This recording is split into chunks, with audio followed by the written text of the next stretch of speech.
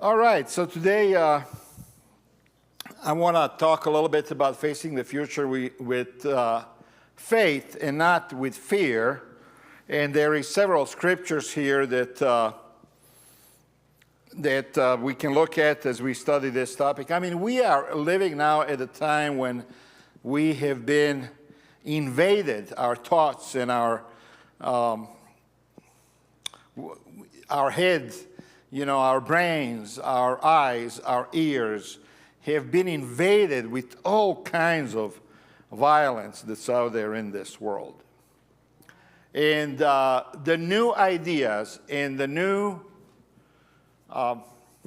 theories are coming from everywhere about the nature of humanity, about who we are as human beings, where we are going, what's going to happen to us.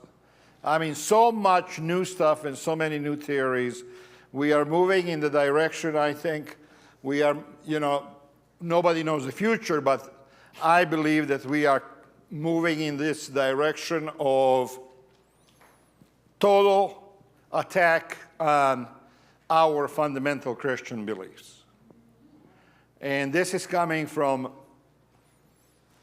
different sources and from different directions.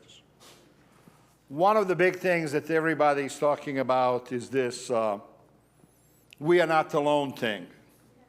There is somebody else on this earth and they are smarter than us. And, so this, as Christians, we have always believed that at the end times, Satan is going to reveal himself, present himself to the world as an angel of light. We are now being told, I was watching yesterday the interview with an American congresswoman who claims they're interdimensional beings. Now they're not calling them extraterrestrial anymore, they're calling them interdimensional beings. They are here, they are smarter than us, and they have technologies that we cannot even imagine, and they are probably the ones that have created the life on this planet and created the humanity and all of that stuff. And in these UFO circles and unidentified flying objects and this whole disclosure movement, the year 2027 is always talked about as a huge year when everything is going to be revealed. And the humanity is going to finally change its course forever. Because we have had now 2,000 years of Christianity, Islam, and Judaism, all three religions, based on the story of creation that we have in the Old Testament, in the book of Genesis. So all of those three religions basically believe in the same God, God the Father.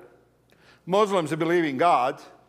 The Father is the creator of the earth, so do Jews, so do Christians. We also believe in Jesus Christ. The Jews do not believe in Jesus Christ, that he was the Messiah. They believe that he was, what's the word that I'm looking for? That he was fake Messiah. And Muslims, they don't believe that Jesus is the Son of God. They believe that he was one of the prophets. But basically, they all believe in the one God, the Father, who created everything. So we have had this now going on. Judaism has been around for 3,000 years, since the time of Abraham, about 3,000 years, 3,500 years. And then you have Christianity for the last 2,000 years, and then you have Islam for the last 1,300 years. Islam was originated in the year about 700 after Jesus, in the 7th century, 6th, 7th century. So now we are hearing that this way of thinking is going away. This whole idea that God created everything is going away. And we are going to enter this new age where all human beings are going to realize that there are no nationalities, there are no tribes, there are no distinction between any one of us. We're all the same. We need to live in peace with each other. We need to protect the Mother Earth.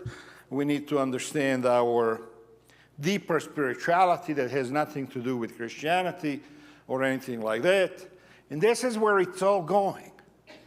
And when I look at it, and when I look at the fact that the young people in this country are moving away from Christianity because they think Christianity is stupid. I'm being very blunt today. They find Christianity to be dumb. Doesn't make any sense to them. In Europe, they have, I said this many times, Europeans have already abandoned Christianity on a massive scale. And now you have same thing happening in the United States of America, where Christianity and the values of Christianity are completely abandoned.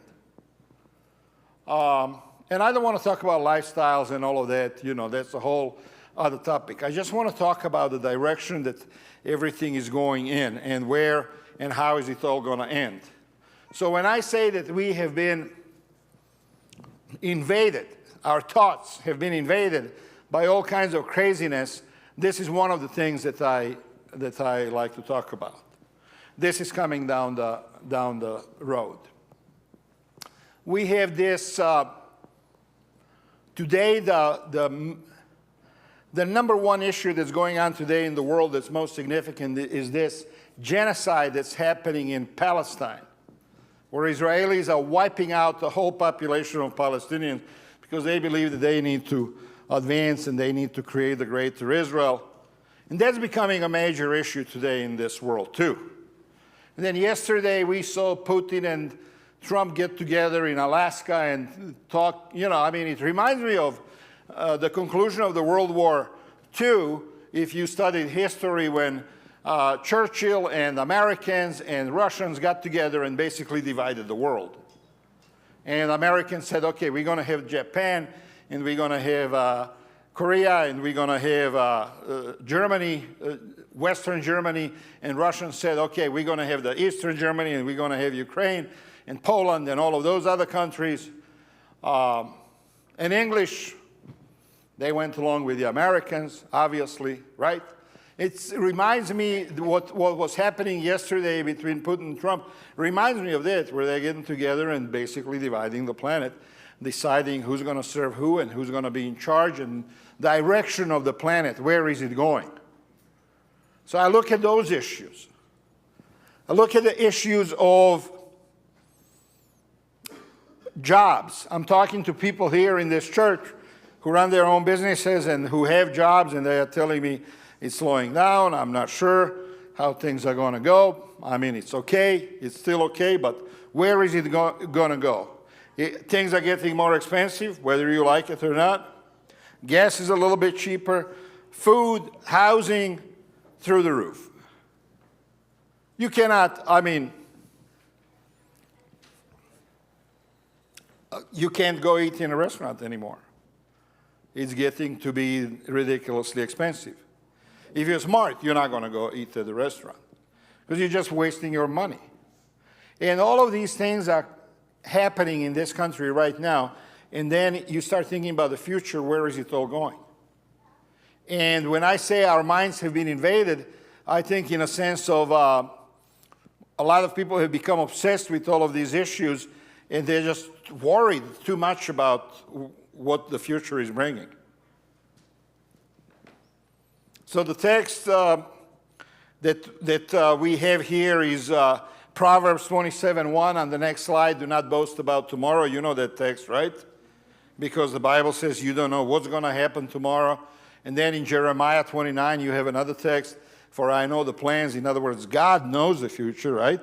So Jesus is telling us, don't worry about tomorrow. And God is telling us, I know what the future is for you, right? Then another text that I want to mention today is Matthew, the whole chapter, Matthew 24, where he talks about the signs of the end, right? And what's going to happen in this world. And then the last one is Revelation 21, where he talks about new heaven and the new earth, where everything, the old earth has passed away, right? And God is ushering something totally brand new. So when I look at Matthew 24:7, for nation will arise against nation and kingdom against kingdom, I see that happening today. We see the world now divided between Israel and Palestinians.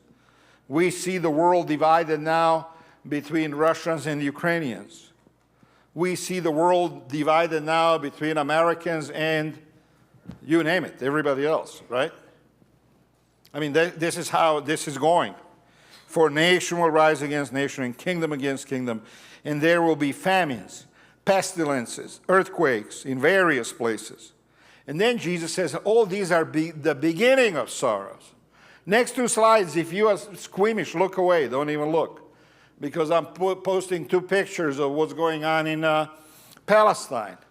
So this one is a total destruction. Total destruction. I have never, I got to tell you this. I don't know how many of you are paying attention. By the way, if you're watching Fox and CNN, you're not getting any news. You're not getting it. You don't know what's going on in the world. Why? And I'll tell you why. Not because they lie, but because they omit. They do not talk about certain things. It's not that they will come out and openly, in some cases they will lie, but their preferred strategy is just not to talk about things that they do not approve of. So you're not going to see these pictures on CNN or Fox because our government supports this. Our government supports this. We pay for this with our taxes. And I'm not speaking against, I'm speaking against our government, both this one and the one before it, and I'm speaking against the government of Israel. These are the entities that are committing this genocide, crimes against humanity. And we are supporting this. Our taxes are supporting this. Our money is supporting this. And if you speak against it, look at this next picture in England. If you speak against it, like this 80-plus-year-old woman came out with a sign against the genocide, in England they have a law now where they're arresting people simply for saying, protesting against the genocide. So, this is not necessarily, I do want to do a whole series on the understanding of the Palestinian and Israeli conflict, but this is not it. This is not about it today. It's about this idea that we are getting to the point where everything that we do is going to be completely and totally 100% controlled. So they can't, in England, they can't speak out against genocide anymore. They'll be arrested. Same thing in Germany, same thing in France, same thing all over the EU. And now they are about to do the same thing here in the United States.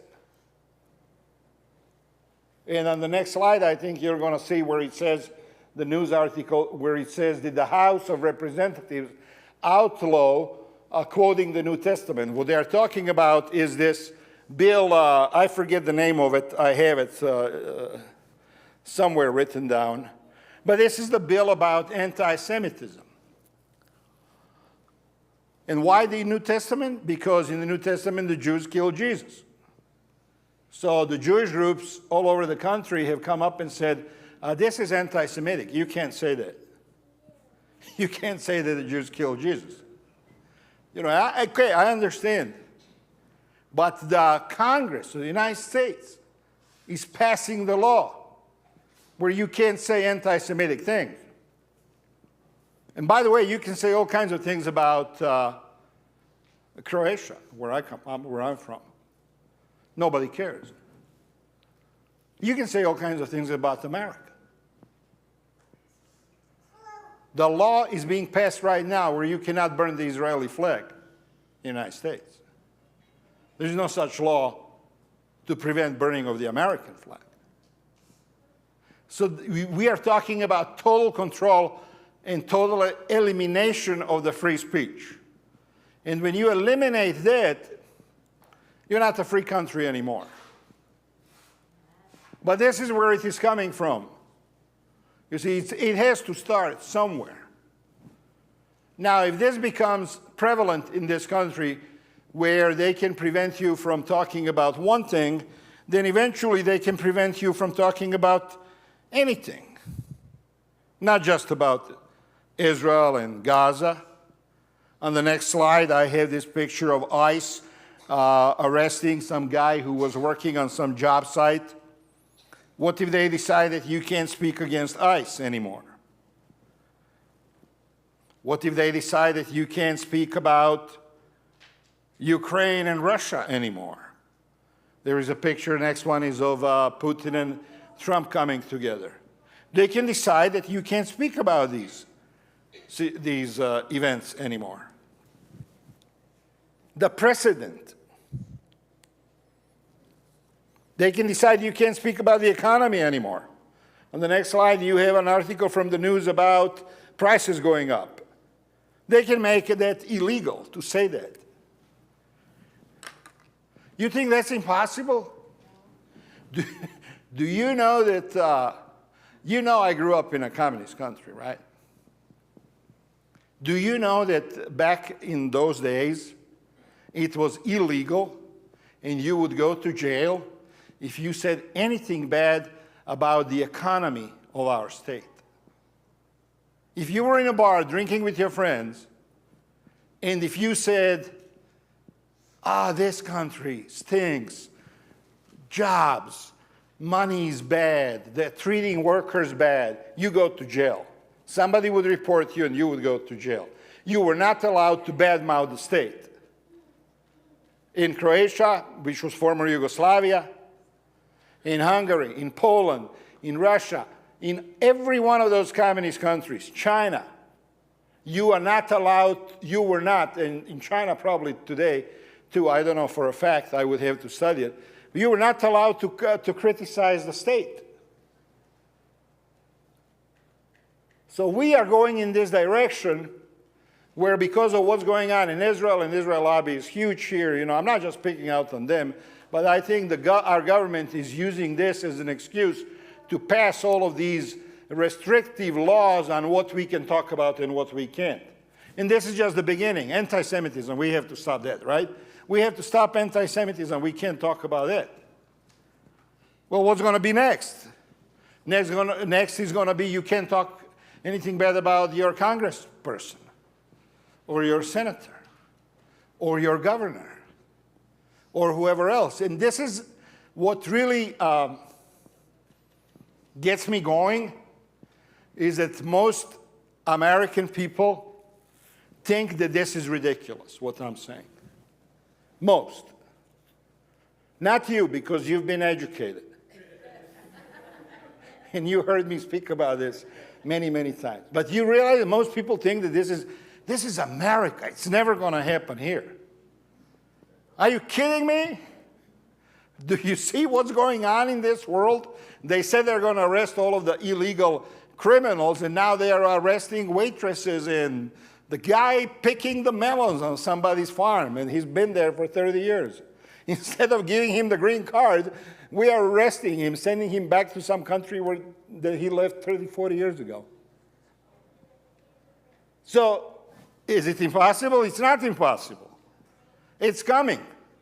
And the whole idea is that the state is going to control everything that you do as much as, and they're going to try to get as deep as your own thoughts. What is it that you're thinking about? Maybe you're not saying it, but you're thinking about it. I have my car is 2014 Ford, and it has a map in it. And the map, where, you know, I don't pay for it or anything, it's free in there, but I can turn it on and I can see on a map where I'm going. And they can see on a map where I'm going. So the Ford Corporation and the government, they can see exactly where I am at any moment in my life. I could be anywhere in the United States.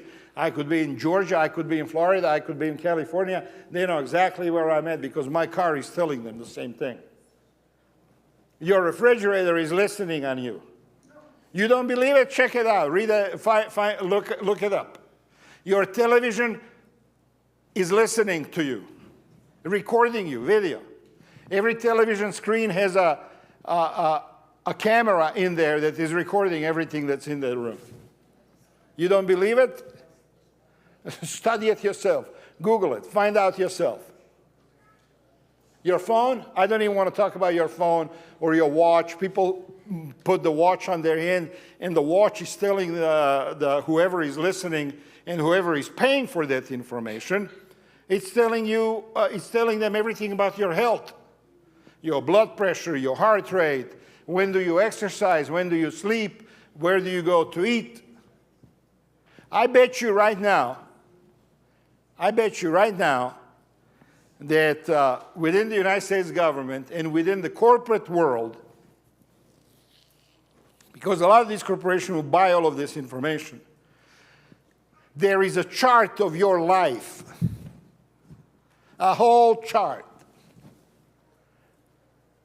where you work, what you eat, who you associate with, what you read on the internet, what movies do you watch, which church do you go, what are your opinions about, and people volunteer all of their opinions, obviously, on social media. So a profile is out there of every one of us with every little detail about us. Why? Why? Well, easy answer. Coming from a communist country, the reason is total control. Back then, when I was a kid, 50 plus years ago, when I was a kid, when I was growing up in a communist country, and by the way, the country that I grew up was mildly communist. They called themselves socialist. So, for example, countries under USSR, under Russian Empire, they had it much worse than we did, you see. But the government still wanted to know everything about everybody. They kept files.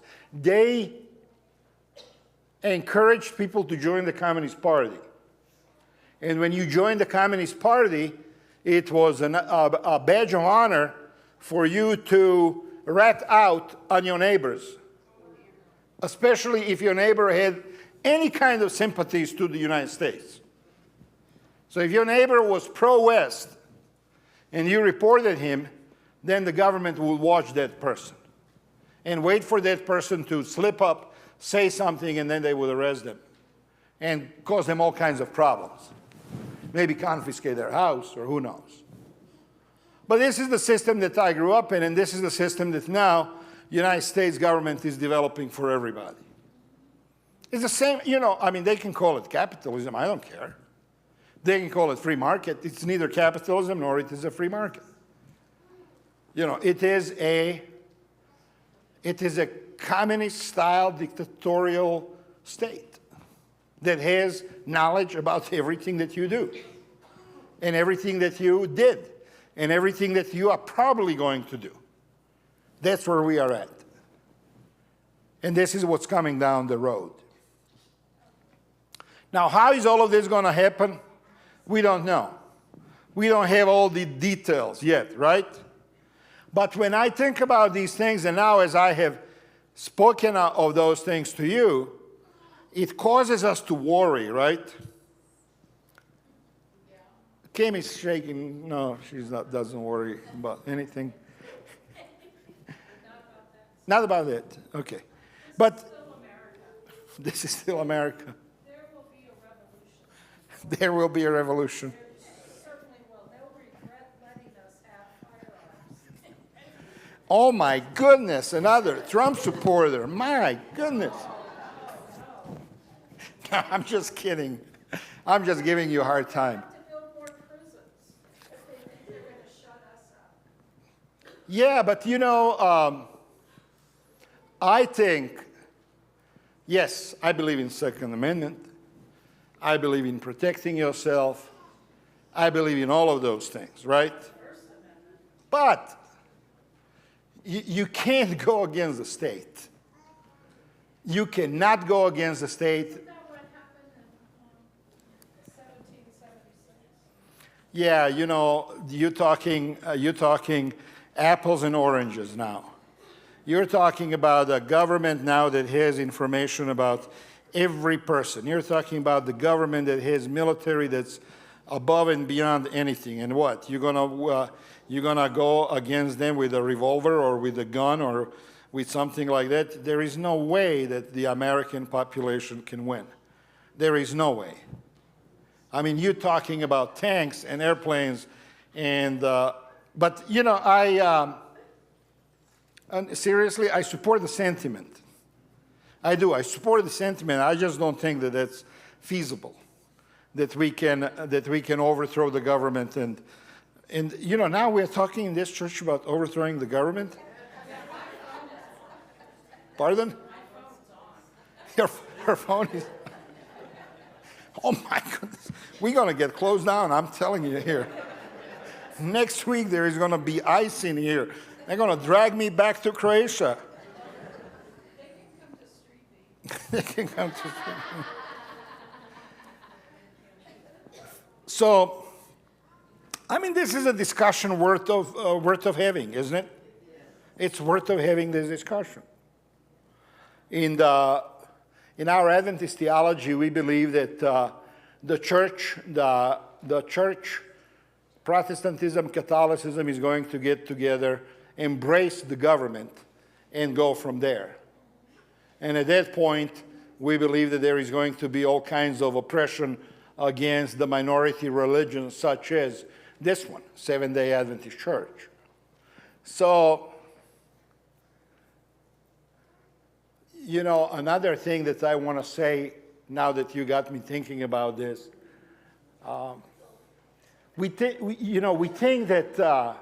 sometimes we think that we have 350 million people and we can have a revolution, but we forget that half of those people are probably going to take the side of the government, you know, or more. And like they did in the past. When you look about 1776 and that whole revolution, I have heard a historian say that only about 3% of Americans went into that fight against the British. You know, which... And look what happened. I agree. We are predicting future, me and Kim now. Even though Jesus told us not to predict the future. The uncertainty of the future. Do not boast about tomorrow, for you do not know what today may bring, right? Humanity cannot predict tomorrow. We cannot. There's just too many variables. I mean, who knows? Maybe in the next 4 years we get somebody else in the White House and they're like, peace, and let's everybody smoke some pot and relax, and let's not have any wars, and let's music and peace and joy. You never know, right? We never know. But we are trying to guess here a little bit what's going to happen. But we can't. We cannot predict the future. Many people face anxiety, don't they? About the future because it feels out of control. Now, on that point, I want to say, that's slide 15. Yeah, there you go. Not just about facing anxiety, not just about these macro events around the world, but facing anxiety about our own personal lives.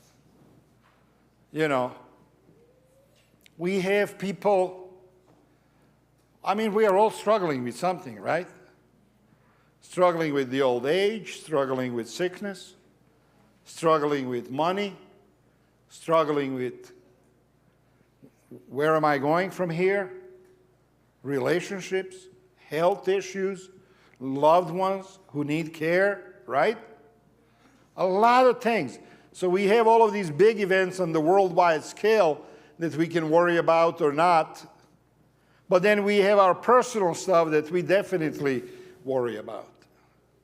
And we fret about those things. I mean, we have in this church, if you open the prayer list that Debbie sends every few days out, you know, you see all kinds of needs, all kinds of suffering. We have people here who are trying to beat cancer in this church. We have people here that we lost to cancer. in the last year. We have people here that we are going to lose in the future to something or other. Everybody has issues, and we worry about these things. So I think what Satan is trying to do is just create this overwhelming sense of oppression where you feel that everything is coming at you, the wars and the crazy things that governments do, and then on the personal level, all of the problems that we all have, right?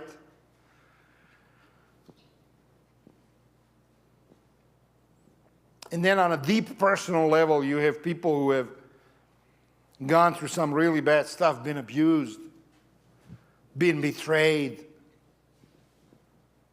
cheated, not by a stranger, sometimes abused by a loved one, by a person that they thought they were safe with, by a person that they saw as a friend or as a maybe even their own blood, right?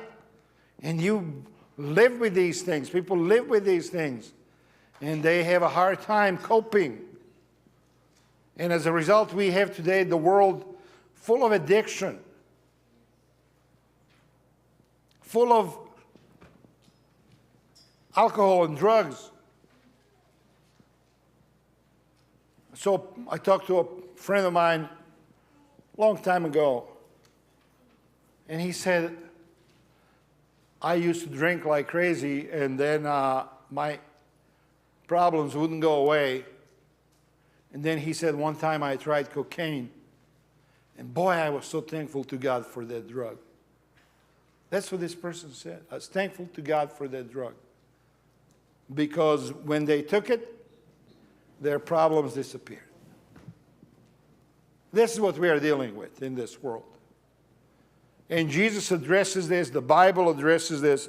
That's why Jesus says, we face anxiety, but God is the one that holds the future. God declares the end from the beginning. Nothing takes him by surprise, right? His hand guides history.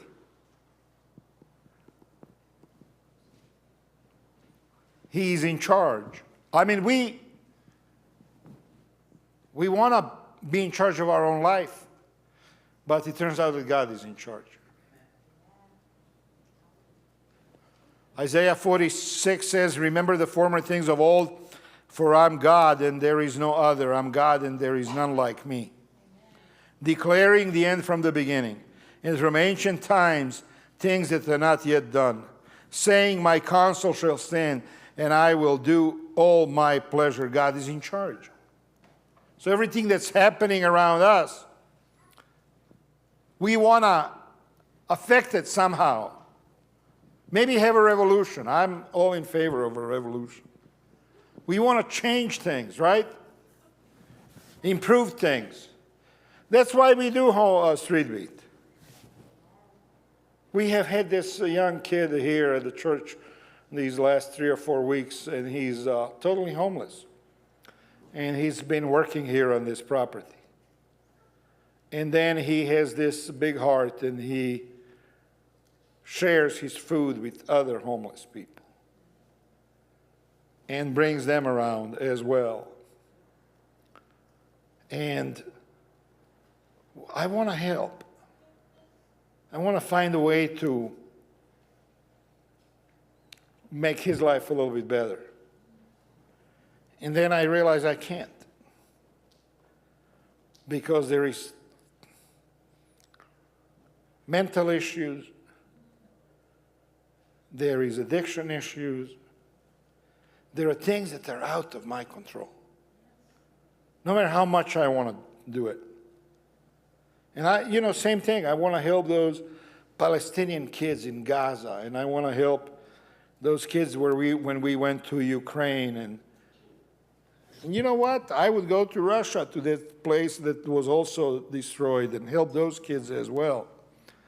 Israeli kids, I don't care who the person is or what their nationality or what tribe they belong to. If they need help, We want to help. And I would like to have peace in this world between all of these different factions. And I would like to be able to come to church and say, Lord, we want to pray for such so-and-so that their cancer goes away and that it does go away. I would love to do that. But we can't change all of these things because this is God's domain. He decides. All we can do is do what He wants us to do, is to serve Him. Jesus says not to worry about tomorrow. That faithful living today is the best preparation for tomorrow. That's what Jesus says. Faithful living for today is the best preparation for tomorrow. And the Holy Spirit gives us the daily strength for what lies ahead. That's our lot in this world as Christians. Faithfully serving God today. For me, it means speaking out against some of these things. It means helping anywhere and everywhere we can have a reach. Whether we are helping a totally homeless person who is addicted, or whether we are helping a young, promising future musician. Doesn't matter, right? We help one, we help the other. Both are children of God. But Palestinians or Israeli, doesn't matter. Both are children of God. And to me, I think as Christians, this is what we need to be preaching. We are all children of God. And we all ought to do right by each other, regardless of the politics, regardless of the history, regardless of what the warmongers and the neocons and these people who just want wars and murder, well, regardless of what they want. Sometimes they're powerful people. But we still have to do what we have to do. Jesus says, therefore, do not worry about tomorrow, for tomorrow will worry about its own things. Sufficient for the day is its own trouble. We have plenty of trouble every single day. And I sometimes, like I said, I worry about all of these things. And what can we do? How can we change things? And then I'm reminded, okay, I can't fix tomorrow, but I can do my part today. We can do our part today. And we will, as a church. We continue. I think speaking out against evil is very important. I think being out there on the street, working with dispossessed and less fortunate is very important. I think controlling ourselves so that we do not act like the world acts with anger and hate, I think that's also very important. I think following the example of Jesus, being humble and turning the other cheek, also very important. The hope of the ultimate future is no more death, mourning, or pain. And God will wipe away every tear from their eyes. There shall be no more death, nor sorrow, nor crying. This is when all of our problems on this earth are solved. All of them. This is the ultimate revolution, where God comes in and takes over. And everything is changed. No more pain, for the former things have passed away. So I think the message is we need to replace our fear and worry with hope for the future, with faith, with trust in God's promises. We need to know that we are waiting for Jesus to solve all of these huge problems that we cannot solve. And also, you know, on this last slide, it says to encourage others, because so many people today are discouraged and down and just don't know where to turn and where to go. So many people are hopeless. But we can encourage them about the future because we know what the future is bringing. Future is bringing Jesus. And with Jesus, all of this stuff is going to be wiped away and changed. So those were my thoughts, ramblings, rantings, whatever you want to call them for today. Part 2 next week. All right.